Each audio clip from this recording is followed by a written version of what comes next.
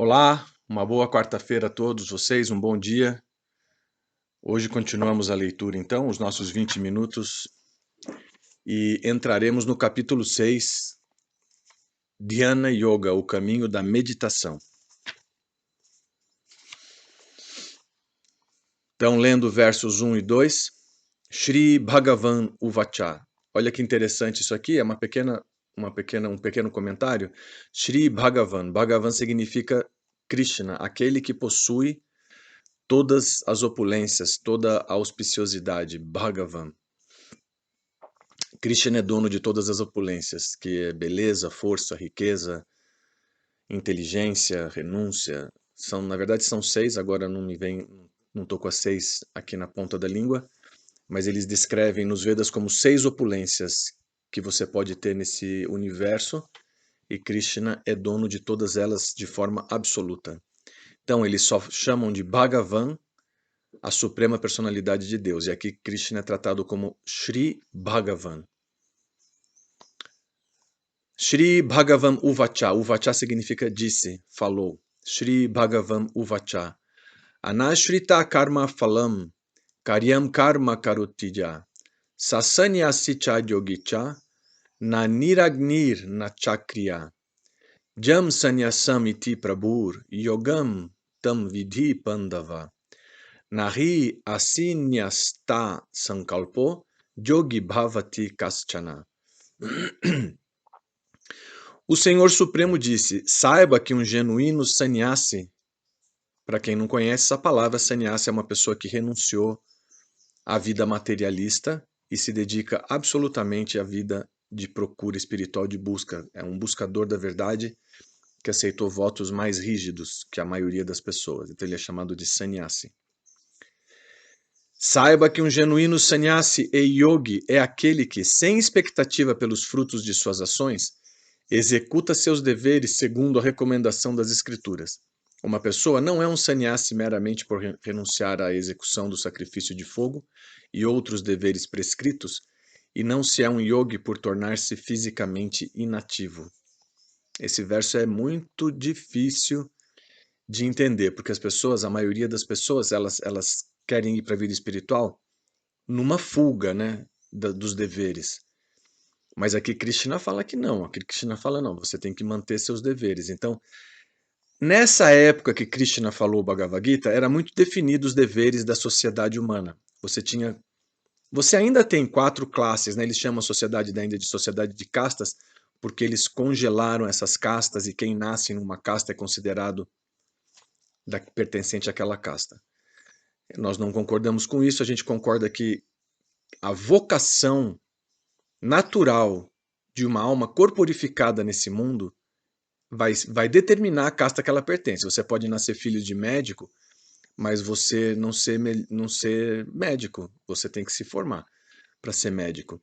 Então, os brahmanes, que é a casta mais elevada, eles cuidavam da educação das pessoas, mas eles eram principalmente absortos na questão do Brahman, do espírito, da alma, das questões mais elevadas da vida. Eles eram grandes devotos de Krishna, yogis que meditavam nas suas casas ou na floresta, onde fosse.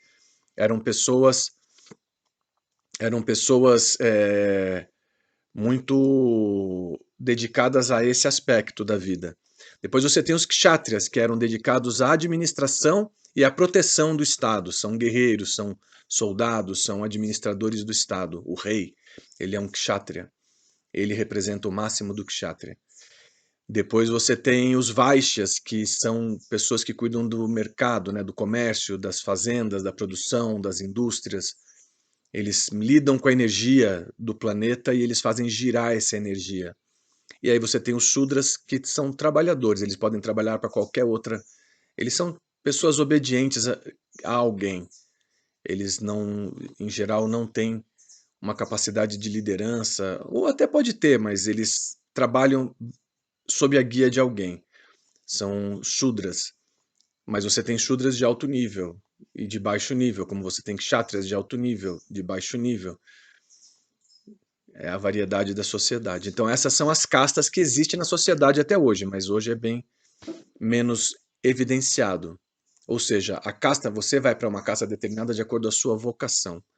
Então, esses deveres que aqui está falando, que Krishna está falando, são deveres de acordo com a sua atividade, né, a sua condição da sociedade. Você não se torna um transcendentalista por abandonar a família e largar seus compromissos, não. Aqui Krishna não fala isso, é bem claro. Uma pessoa não é um sannyasi meramente por renunciar à execução do sacrifício de fogo e outros deveres prescritos, ou não se é um yogi por tornar-se fisicamente inativo. Então, se você tem condições e você está livre na vida e você aceitou um voto de sannyasi, ainda assim você atua na sociedade. Você não se torna um eremita solitário numa caverna. Muita gente faz isso, mas Krishna não aprova. Essa é que é a verdade. A solidão e a falta de interatividade com a sociedade, uma interação produtiva com a sociedade, você rejeitar uma certa saúde na interação com a sociedade, uma interação produtiva, porque se você é um sannyasi, então você tem condições de estudar, de pesquisar sobre a verdade, de praticar as, eh, as, as disciplinas espirituais e compartilhar suas experiências, seu entusiasmo com as pessoas que não têm condições, que estão trabalhando, que estão sustentando família, que estão fazendo girar a energia do planeta. Elas também são importantes. Então você tem uma contribuição na posição que você tiver. Mais ou menos é isso que Krishna está falando aqui, de acordo com a minha compreensão, mas eu posso dar uma olhada também no livro de Srila Vishwanatha Chakravarti Thakur, como eu sempre faço.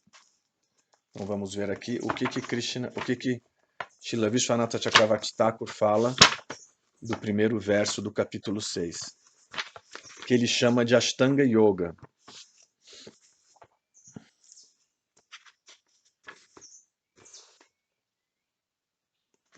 A tradução do verso é um pouco diferente, ele traduz assim: aquele que executa seu trabalho por uma questão de dever, enquanto não procura os resultados, ou seja, aquele que faz o seu dever, mas não caça os frutos, que isso é muito incrível como Krishna fala sobre isso. Karma fal. Karma fal significa frutos da ação. Fal é fruto, karma é ação.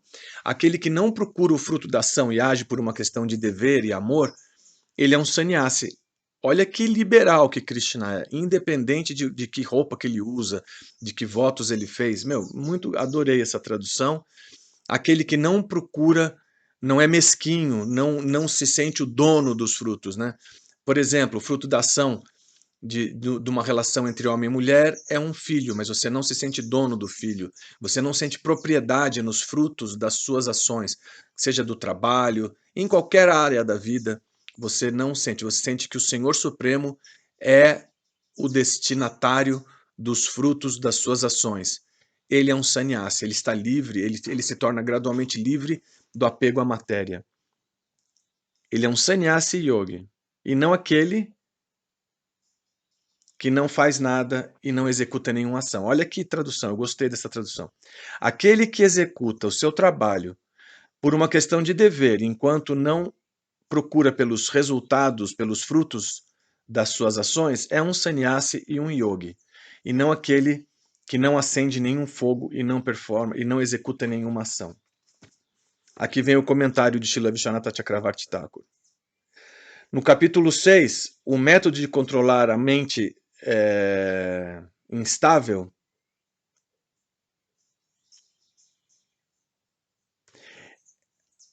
alcançado pelo yogi que tem os sentidos controlados através do processo de Ashtanga Yoga é descrito. Então aqui é descrito o processo pelo qual o yogi controla seus sentidos.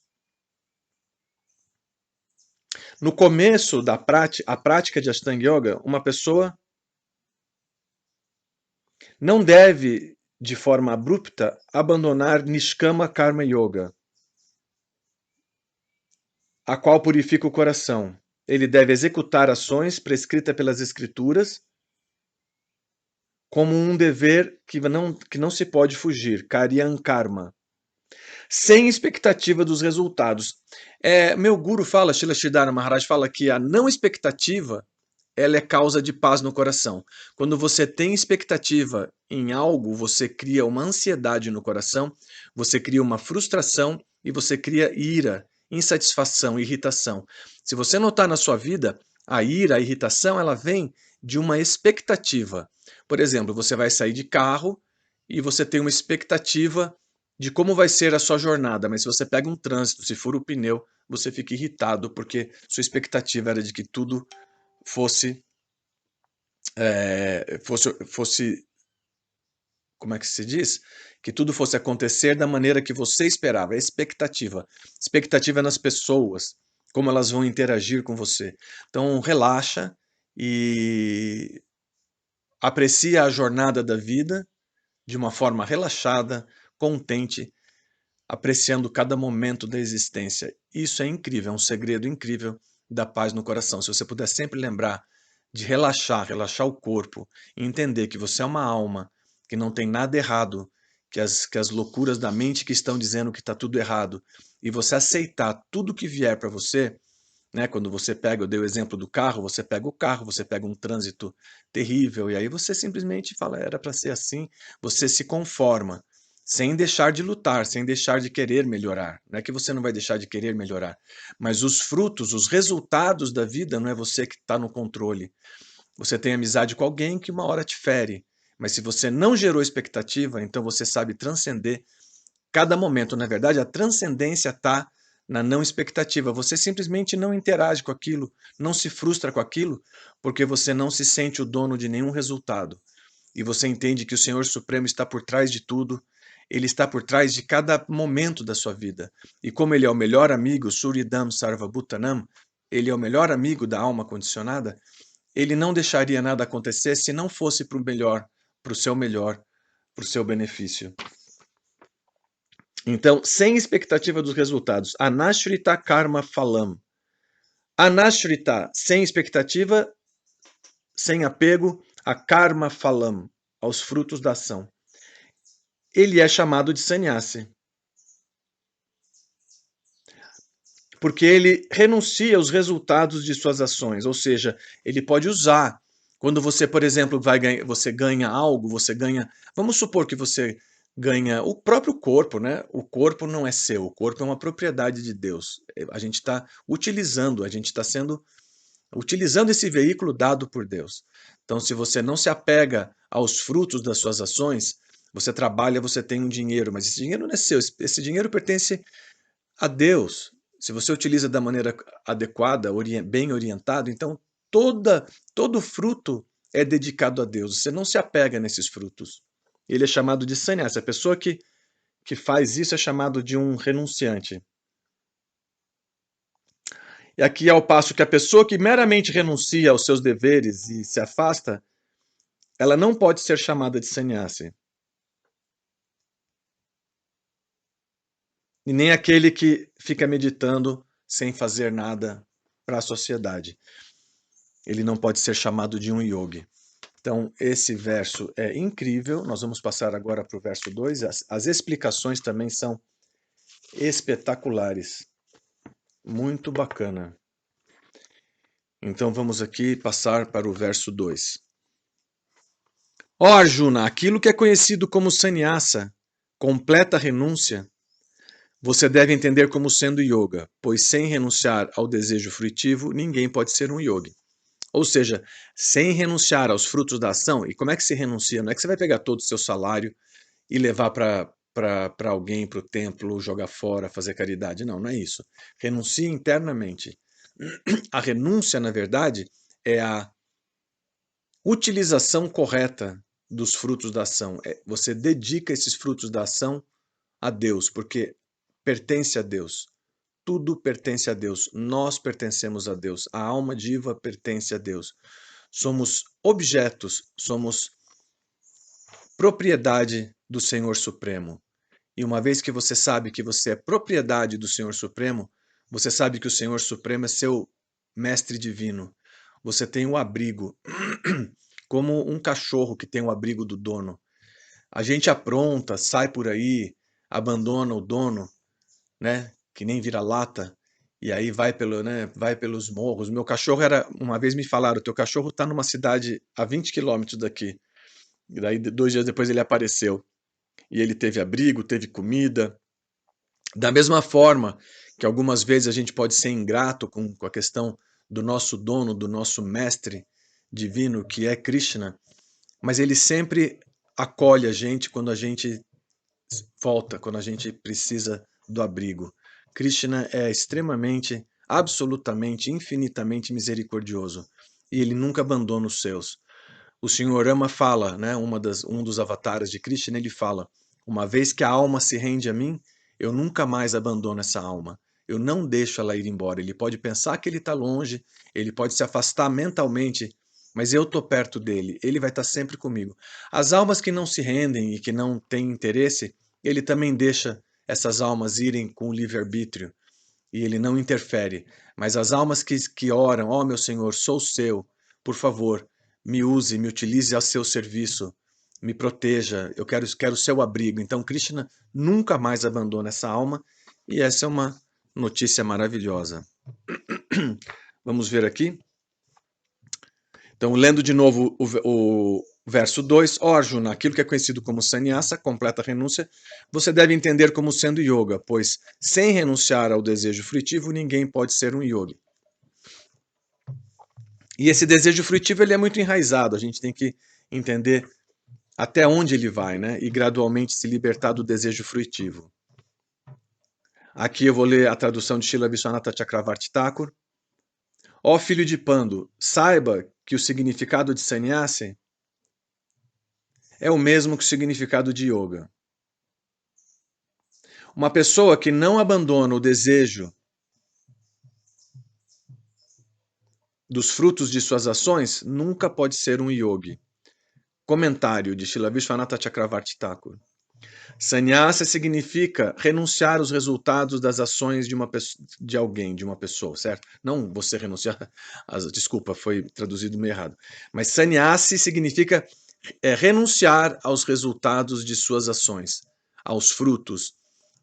Como eu já disse antes, voltando a enfatizar isso, essa renúncia significa interna, você internamente não está apegado. Você sabe que sua casa, sua esposa, seu marido, seu carro, seus filhos, o seu salário, os frutos da sua horta, da sua vida, pertencem a Deus. Isso é a renúncia correta. Tudo utilizado para Deus. Tudo pertence a Deus. Tudo serve para o serviço a Deus. Tudo serve para a glorificação a Deus. E tudo pode ser utilizado da maneira correta. Isso é sannyasa. Isso é estar livre do apego mundano. Isso é estar com o coração sempre cheio de júbilo, sempre cheio de felicidade espiritual. Quando você entrega tudo para Deus, mesmo que você seja um chefe de família, um monge que vive na montanha, um trabalhador que varre a rua, um presidente da república, um médico, todo mundo ajustado nessa mentalidade pode se tornar uma pessoa espiritualmente feliz. E essa é a meta. E olha aqui que incrível. Isso é fácil fazer. É só um ajuste interno para você fazer isso. Quer dizer, fácil não é, mas não é difícil como, por exemplo, muita gente pensa, mas como é que eu vivo minha vida espiritual se eu tenho família, se eu tenho trabalho, eu tenho que fazer isso e aquilo. Então aqui está a resposta. Não renuncia a nada disso, mas renuncia aos frutos. Internamente dedique esses frutos a Deus e você terá a vida espiritual completa. Então, muito lindo, a gente parou aqui no verso, lemos o verso 1 e 2 do capítulo 6 e tento fazer com a maior boa vontade. É um livro que eu adoro ler e tenho gostado muito de compartilhar com todos vocês. Espero que essa leitura tenha sido produtiva para o coração de vocês, para a inspiração de vocês. E na próxima leitura eu começo no capítulo 3, no shloka, no verso, no sutra número 3, e devagarinho a gente vai cumprindo com a leitura, né? Já chegamos quase na metade do Bhagavad Gita. Então, um bom dia, fiquem com Deus, Hare Krishna.